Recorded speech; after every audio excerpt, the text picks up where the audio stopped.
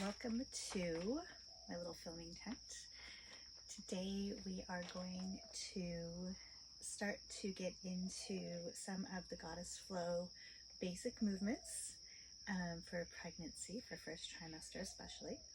So these movements are applicable throughout pregnancy, but as you progress there may need to be some shifts. So if you stay on with me for your entire pregnancy, we will build on these movements, making them more easeful or more supported, or whatever we need to do as you progress.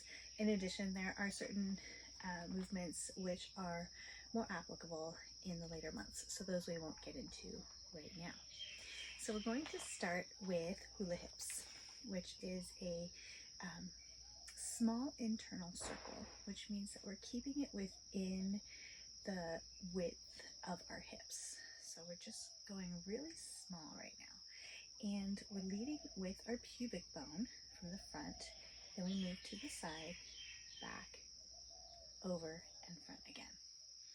So we're tipping up, tipping to the side, tipping back, tipping to the other side. So it's like we're rotating a bowl.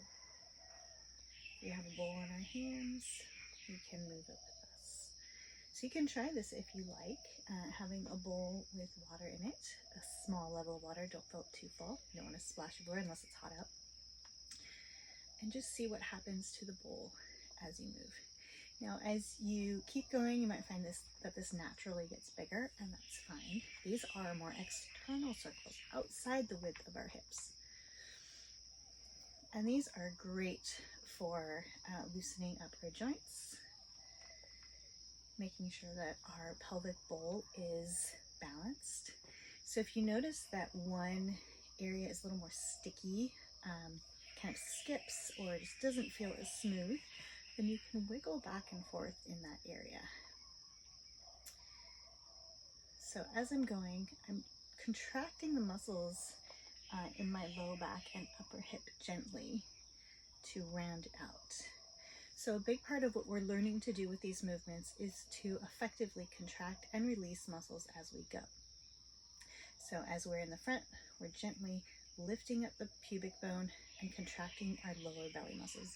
Our lower belly muscles tend to get weaker as we age, and as we develop in pregnancy, they just naturally have less support. So we want to give them as much support as we can now. Now the key though is we want to be able to contract them, but we also want to be able to release them effectively. This is the basic requirements for an orgasmic release. So when we get into pleasure pulsing, where we are repeatedly contracting and releasing, you'll need to be good at the releasing part, just as good as the contraction part. So as we are moving our pubic bone up, tipping our bowl up, we're also contracting these muscles, and as we're tipping our pelvic bowl down, we're releasing and relaxing. We can incorporate our breath with this. So as we exhale, we're contracting upward, tipping, and inhale, we're opening, we're blooming like a flower. Exhale, inhale. Great. Now we can do this for the back as well. It's a little bit more of a twerking motion, right? So our sacrum lifts up, our pelvic bowl front tips down, the back of the bowl tips up, and we release. Exhale and release. Now we are gently contracting the front of our muscles while we're doing this to provide support for our core. If we just let our front belly muscles go, and we can't really get a good range of motion, we don't have the support that we need. So we're lifting gently those muscles that we worked on just a minute ago in the front. We are contracting gently and feeling that energy start to move upward, to lift.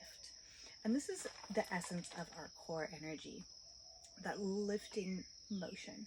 And this is where a lot of women tend to have issues as we age or during pregnancy. We don't have enough of that lifting dynamic in our body. So we want to start working with that now. So as we exhale, we're lifting, contracting gently, And inhale, lowering down and releasing. It looks like this from the side. So inhale, lifting up. So it's like you're drawing the drawstring up on a bag. We're not just squeezing. We're not wanting to do like a crunch. We're lifting and drawing inward. Excuse me. And as we release, that drawstring relaxes and everything goes out just a little bit and down. Now, one of the big things with aging is that things just tend to keep going down. We don't have enough of that lift. And that happens also as we develop in our pregnancy.